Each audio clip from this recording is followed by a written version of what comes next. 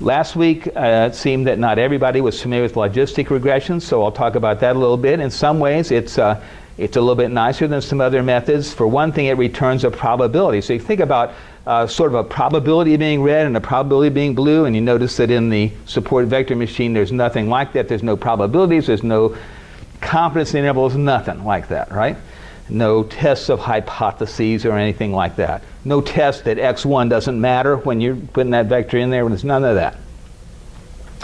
So these are logistic curves. The equation for these functions is e to the a plus bx over 1 plus e to the a plus bx. And if you look at that thing on the left, you notice that both the numerator and denominator are positive, right? No negative numbers here. And you'll notice that the denominator is bigger than the numerator. Nothing bigger than 1 there. So as x traverses the horizontal axis, the curves stay between 0 and 1, which makes them perfect for predicting probabilities.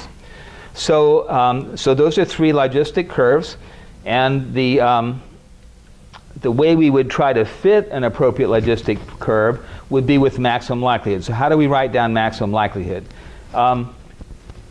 Here's an example. If I make in airplane seats or automobile seats, and unfortunately there's a crash, right? One thing I don't want to happen is that the seat fabric catches on fire.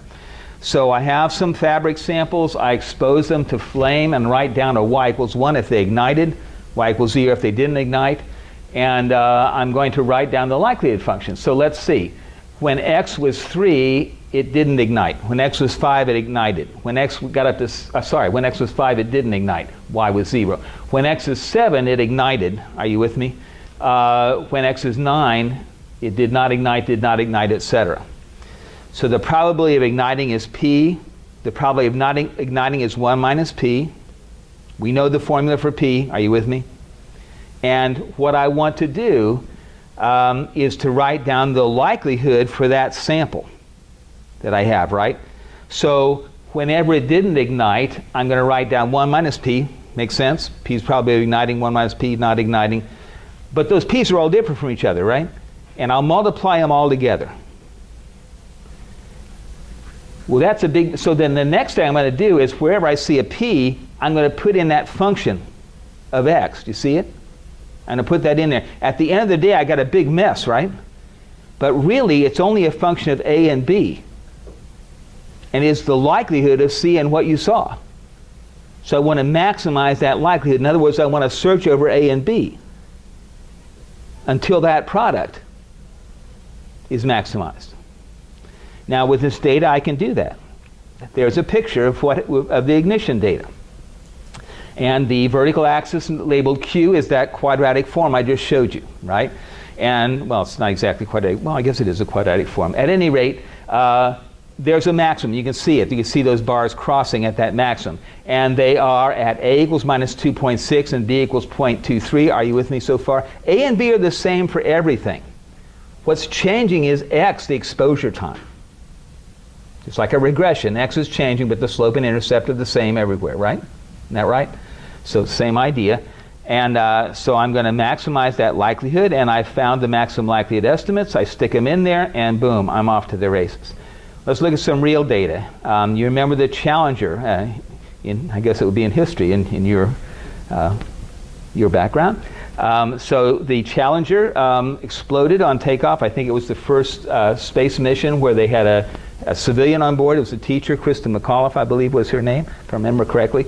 And so do you have, at your apartment or your house, do you have one of those Delta faucets, you know, with the arm that you raise up to make the water?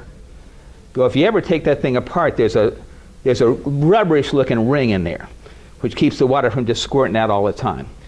All right, on all of these space shuttle missions, there are 6 of these O-rings that separate the two components of the fuel so they don't ignite before they're supposed to. Are you with me? Those O-rings, at the end of every space mission, those O-rings are recovered and they're inspected. And there's a certain kind of damage that can be done to those called erosion, and another one called blow-by. Now, I don't know exactly what erosion and blow-by are. I have a good guess, but I'm pretty sure they're not good, right? So prior to the Challenger, there were 20-some space missions, and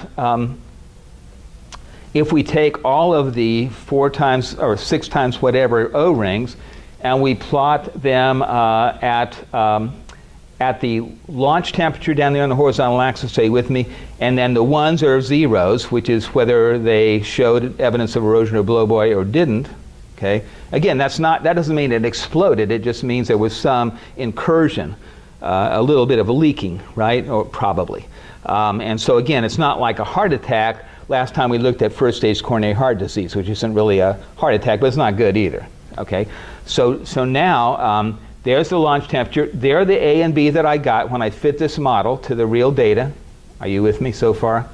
Now, what if I looked at, say, a launch temperature of 50? These are Fahrenheit measurements. That's the ambient air temperature at launch. Okay, so 50. The height of that thing is the probability. You see, the red curve is giving me the probability of erosion or blowby at temperature 50. What does that mean, erosion or blowby? Does it mean? Let me get this again. So. If I spoke more carefully, what does that mean when we say the probability of erosion or blowby? Does that mean one of the 6 has erosion or blowby? No, doesn't mean anything like that. It means that if before they launched that thing, you looked at one O-ring and said, that guy is going to experience erosion or blowby, that is the probability of a pre-specified O-ring, I'll call it failing. Are you with me? Well, now, let's think about this for a second.